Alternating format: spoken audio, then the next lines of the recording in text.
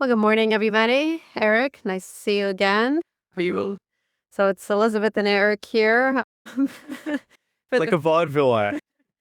for the final segment of this particular sort of triptych of preparing your business, selling your business, and then what happens after you sell your business. Going forward after today, we're going to sort of do a little bit more ad hoc stuff, talk about some other areas of interest to business owners and former business owners. But for today, as you know, I'm Elisabeth Colson. I'm a partner here at Devry Smith Frank. I've been here for about 13 years in the corporate commercial department. And I have a very broad-based commercial practice focusing in particular on mergers and acquisitions. And Eric, I'll let you introduce yourself. And today's sort of going to be a spotlight on you. We have some questions for the owners post-transition that I think they'll really be helpful for. Great. I'm Eric Gilboord. I'm the CEO of Warren BDC, Warren Business Development Center. And basically what we do is we work with owners of established companies, typically but not exclusively boomer age owners. So those are folks that are 50 years old plus. Most often they've run companies for 10 or 20 or 30 years. And we help them increase the value of the business prior to selling. And then when the owner is ready and the company is ready, we can bring buyers to the table. So jumping right into it, how long would you say it takes to get into the post-transition stage? I mean, I know what the dance would be from a legal perspective, but what's your side? Well, it's interesting because, sometimes you sit down with an owner who wants to, talk about transition and, you try to tell them it could be 2 or 3 or even 4 or 5 years, depending on what the relationship is with the company, who it is that they're selling to. Sometimes you get an owner who says, well, I want to get out in 90 days. I have reasons for wanting to get out of the company, and, they can, in their minds, they'd like to be out in 90 days. They don't want to have any relationship after that. So it's from one extreme to the other. There's no real finite answer. Figure on average a couple of years and we're talking about going past the stage of finding the buyer. Let's assume that you find the buyer, you make the transaction, you sell the company, and then there's a period of transition. And, typically somebody wants you around for 6 months or a year or 2 years. It's not uncommon for owners to cut deals with buyers where perhaps they sell, a percentage of the company, maybe 70% of the company, and they hang on to 30%, and they stay on for 3 or 4 or 5 years. And then at that point, there's always an opportunity to then sell the remaining shares to the buyer. But it gives them a chance to have the buyer take advantage of the owner's experience and expertise and connections with customers and vendors. And so, depending on what kind of deal you cut and what your relationship is between buyer and seller, it can go anywhere from, months to several years. Now, I would say that the same thing sort of applies on the legal side. We've spoken before about how it takes about 2 years from the time that you want to value the business, set up everything properly tax-wise, move through the sale process. And that could include certainly a consulting period or a transitional period during which the owner remains involved to some degree. And you're right, some consulting arrangements go on for 1 or 2 years post-closing, so that could certainly extend the owner's ongoing involvement. I guess a sort of adjunct question to that would be, how often do you see owners who want to stay in touch with their customers or vendors or staff? And I mean, some people might sort of say, first of all, why would they? They've sort of shut the doors, they've washed their hands, they're on a new stage in life. Do you see that often, that people sort of want to stay in touch for various reasons? I think they're torn, and to me, it's just a human, natural thing to do. You've, developed relationships with customers or vendors or staff or what have you over a period of, in many, many cases, decades, 2 or 3 or even more decades. And, there's a gray area between being a customer and a friend or a vendor and a friend. And so, you've got to make a decision about, whether you want to continue that relationship. You don't want to interfere with the new ownership of a company. So, yeah, so you get that. Yeah, you often can't legally. So you get that gray area where we do get the question probably more often than you think. It's kind of, should I, or can I, stay friends with these folks? And I think that, like a lot of things, sometimes you need to have a break, and sometimes you need that break in order to determine where you are mentally and emotionally. And while you think you may want to retain a relationship with various folks, you may find that once you've had that bit of a mental break of, say, 3 or 6 months, you don't necessarily have the requirement to have that relationship any longer. That makes sense from a social perspective too. I would just think that as well, any owner who does that or any former owner who does that would have to be careful about not reaching any sort of non-competition or non-solicitation obligations. And, it's sort of strange, I guess, when you're out for dinner with a friend, but you just have to be careful about what you say, because an owner would typically be bound by certain restrictive covenants when they leave the business. So you're right about maintaining it in a social context. How would an owner deal with sort of, I don't know what to do with myself after? No, I know you've got a list of about 75,000 things that one can do. Um, but what does one do day to day? Because retirement can really be a daunting thing, and might even seem, the luxury of time, which is a luxury when you're working and are busy, can take on very different meanings when that's what you have lying out in front of you. It's interesting, Elizabeth. It's one of the early questions that you get from owners as well. If I sell, what am I going to do with myself? I don't know what to do. I've worked in the business for a long time. Typically, your personal life and your business life are kind of wrapped up together, and it's difficult to imagine yourself not having the place to go. And, we talked about, kind of that post-transition period where you've got a bit of a, call it a gray area where you can start to remove yourself from the day-to-day activity, and that's going to help you ease your way into leaving the company. But you're also dealing with owners of businesses, and these folks, by their very nature, are leaders, they're achievers, they're people that like to grow things, or they wouldn't be in the position that they're in.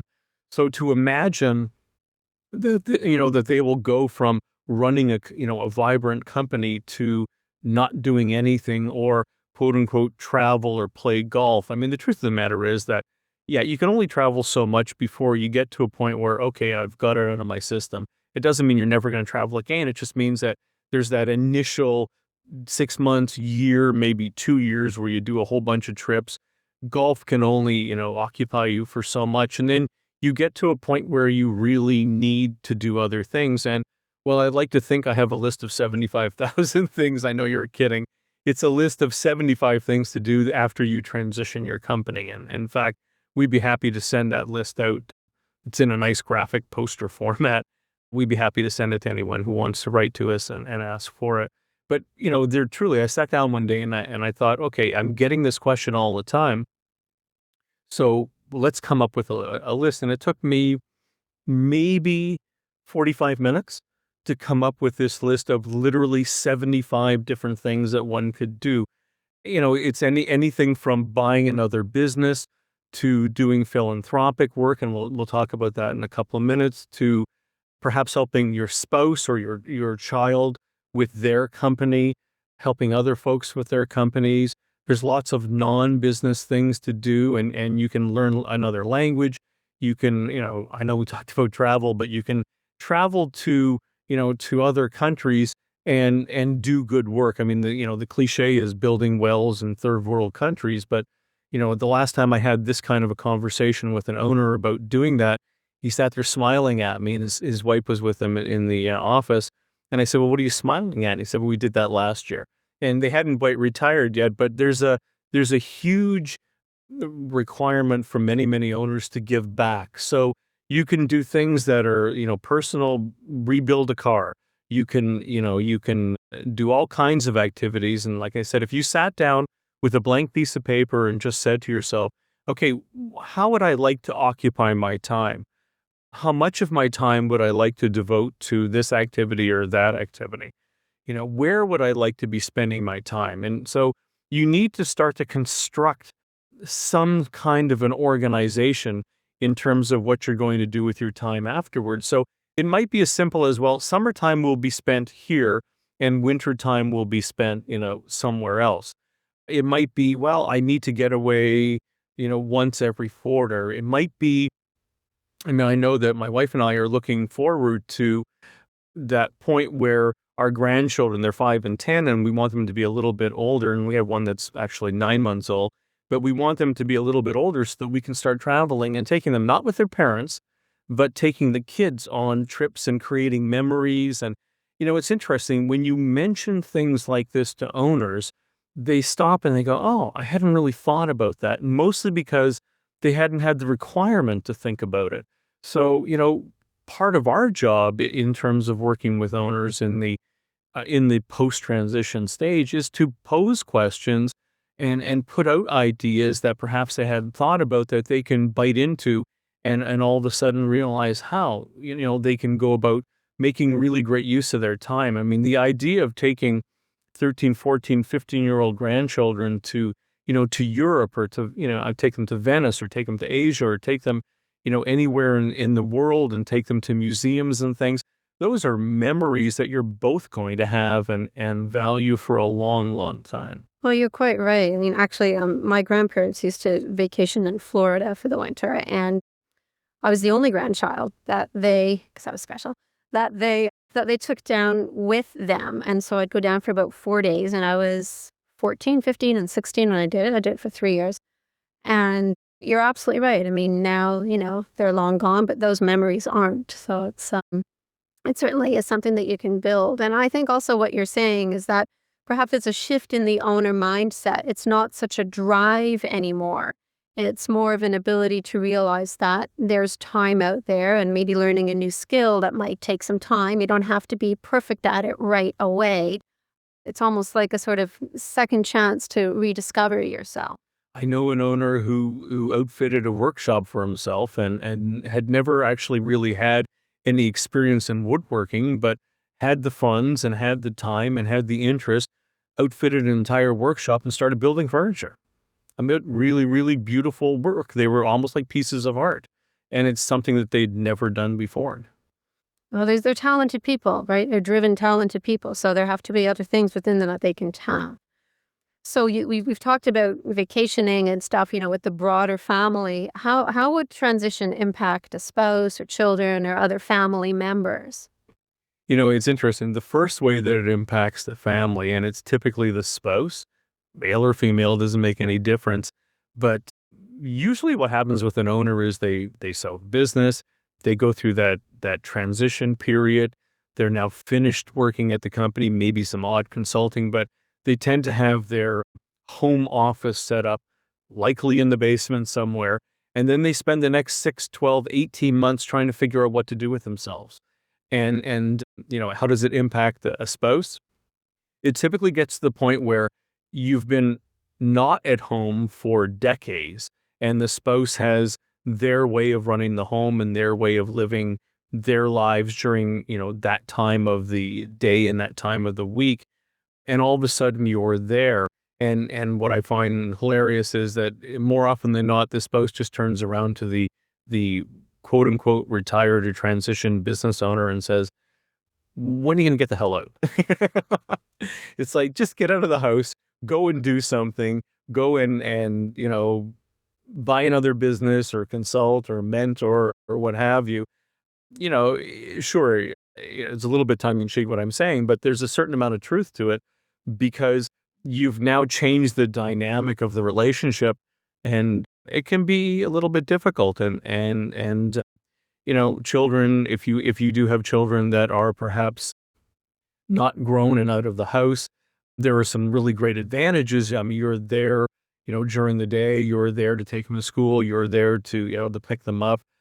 I know a number of owners who, their homes are located near their children's homes, and they have a route and they pick up their grandchildren and take them to school and pick them up from school and bring them home. And that becomes part of their routine. So you're setting up very, very different kinds of routines. And, some of those things will be a great assistance to a spouse. in some of them, and an assistance to children. Some of them might not be. And I guess too, you mentioning we've been focusing more sort of on owners who are selling and looking towards retirement. There's also a whole segment of younger, highly successful people who just want to sell the business that they've grown when it's at its market peak, or so they imagine it to be, and then who simply continue and get into another business and are equally active and remain that way for quite a while. So I like to sort of mention that this, we do acknowledge that it's not everybody that's facing retirement, and there's lots of people who go out and just start another business again. I know a number of owners that are in their 40s, and they've done exactly what you said. They bought a company, they've grown it, they've sold it, and in between looking for that next company, they're enjoying every moment of their children, because in many cases their children are, public school, maybe high school age. And so they're spending time and again, creating experiences that are things that will, last an awful long time, but they're not business oriented kinds of experiences. They're just spending time with family. And, in a lot of cases, they don't want to get into a scenario where they're required to be spending all their time in the new business. They're very, very aware of it's a slippery slope, as many owners know, when you start to get involved in a business that, especially if you really enjoy yourself, you can become, taken over by that business, even though you've already had that same kind of experience. So there's a caution amongst owners in terms of where they allocate their time. And is there anything in particular that owners should do for staff after the sale, or perhaps leading up to the sale, to make the transition easier for the staff post-sale? Well, honesty is at the top of the list. Obviously, you want the staff to be aware of what's going on. It's not unusual for owners to put clauses into agreements for sale so that staff are protected for a period of time. And, back to the question of family, you may have a child, in the business, or you may have a brother-in-law or a brother or sister or whatever in the business. And, assuming that person does a good job, maybe you may want some kind of a guarantee within the agreement that says that person is protected maybe for a few years or so.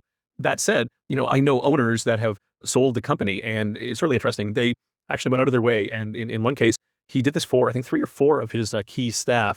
Now, he did not interfere in the company, once he sold. He waited until these folks were at proper retirement age from the business, and he funded all 4 of them in their own business ventures.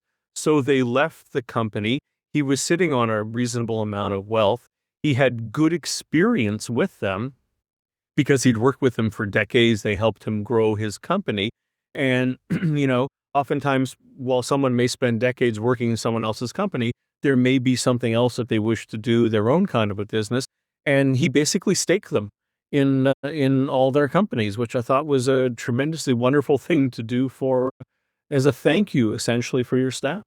And also that's interesting. I mean, it also gives him something to do as well. I mean, it depends whether or not he had any sort of equity interest there, whether he was a silent partner, what type of input he had with any of that. And I would imagine also that the businesses would have had to have been non-competitive with the main business sold. So there's lots of implications and considerations in doing something like that. But it's certainly a very laudable and almost, well, on the topic, philanthropic approach to things, which is a great segue to the next point that we wanted to touch on today. Queen of the segue. Which is generally philanthropy. And we're thinking of having a guest on that topic and for a future webinar. But have any of your owners specifically expressed an interest in that? What have you seen? Well, it's interesting. I've had conversations, varying kinds of conversations, but one I had was with the spouse of an owner, and we were talking about the impending kind of transition / retirement. And we talked about selling the business for, I don't know, $3 million, for argument's sake. And the spouse said, I said, well, we could sell the business for more. We could sell it for $4 or $5 million if we just did a few things to increase the value of the company. And her response was really interesting. She said that they've been very fortunate. They have more money than, many of their friends, and I'm quoting, and they don't need any more money. And I thought, well, that's an interesting statement. We don't need any more money. Well, first of all, nobody knows how much you're really going to need, not the way the economy is going and health and, politics in the future. Nobody really has a proper answer. But, if you step back from that and you talk a little more about the philanthropic side of things. So let's say for argument's sake, you could sell your business for $3 million and that's enough and you don't want any more. But if you could possibly sell for $4 or $5 million, could you not take the extra million or $2 million and do some good with it? So, okay, so I can sell it the way it is. I can spend a little bit of effort and make it more valuable. I can take all that extra money and I can help the world. I mean, I can, put it into a charity. I can put it into scholarship. And, it's interesting because you may have been someone who ran a $3 or $4 or $5 million business and the concept of an endowment fund or a scholarship may not be something that's common and something that you're used to. But here you are potentially in a situation where you could be sitting on $1 million, $2 million, $5 million, $10 million that you apparently don't necessarily require. So while you could use some of it to put your child, set them up in a business, you could also do things for non-family and help and do a lot of good in the world. And I guess there it depends, you sort of, the world is one's oyster in that respect. I mean, there can be existing funds and causes to which someone might want to contribute or, set up a certain fund. And then there's others that they could sort of just start for themselves of a particular cause. These things are not necessarily the exclusive opportunity for billionaires. You can put together $1 million or $2 or $3 or $5 or $10 million fund or scholarship if you like. And from a legal perspective, there's a certain amount of work that's involved in it, but I don't think it's overly complicated.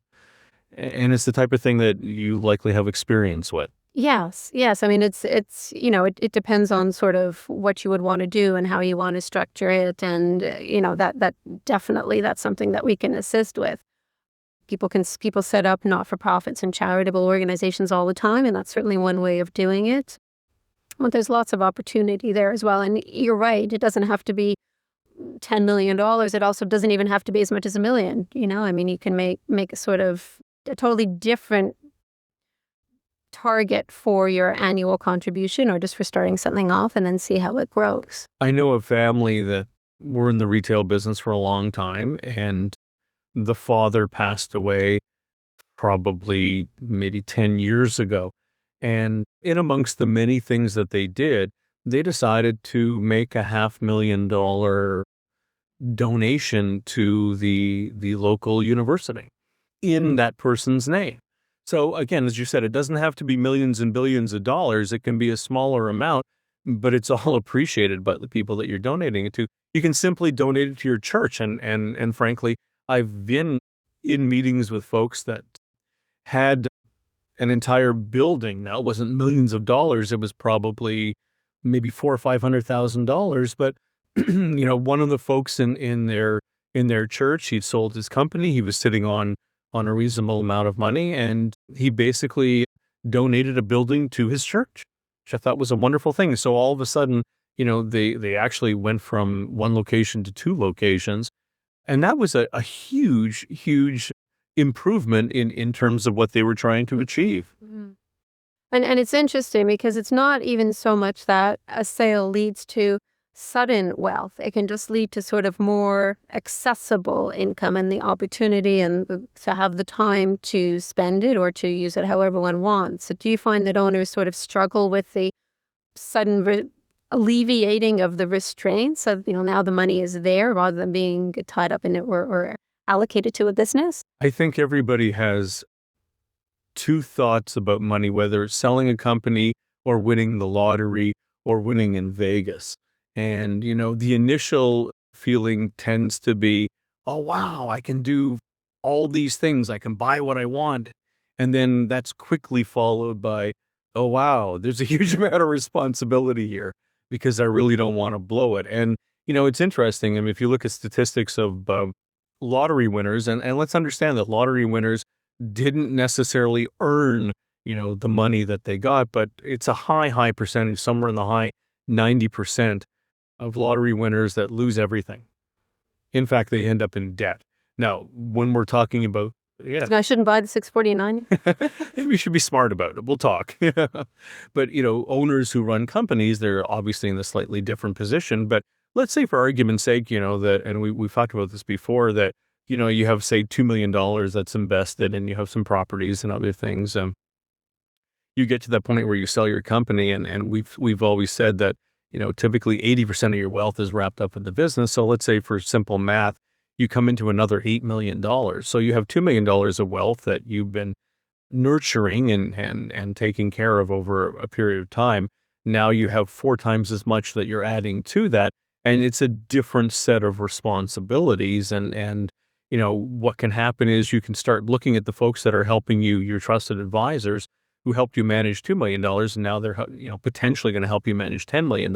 And you may say to yourself, well, I have a different set of requirements now, and perhaps I need other people. You're also likely going to have people hitting on you. Again, much like lottery winners, where all of a sudden everybody's your best friend, and all of a sudden everybody has the greatest idea for you to invest in. And, you're going to have to think about those things, because there may be some situations where you actually do want to invest some money into something. There's going to be other situations where, what I find that owners need to do, probably the first thing they need to do if they do come into this, quote unquote, additional wealth, is they learn to say the word no. Yeah. And it's very dangerous not to be able to say the word no, because you can end up into a whole world of hurt. You can end up in a situation where perhaps you're, idealistically helping an old friend with, perhaps a business venture of some sort. And boy, things go sour, the relationship goes south, and everything just ends up being nasty. Yeah. Or, learn how to sort of paper it and protect yourself and use the same skill set that would have been honed during the years of owning the business. So it requires thought as well.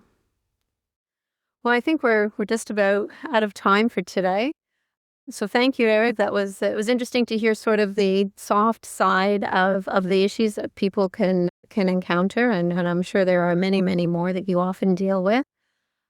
At this point, I don't think we have a set date for our next podcast, but we will let everybody know. And again, because we want to make this something that's helpful to our listeners, anybody who has any ideas or suggestions or would like to hear a particular topic, please just email, and we're more than happy to make that the focus of a subsequent podcast or webcast.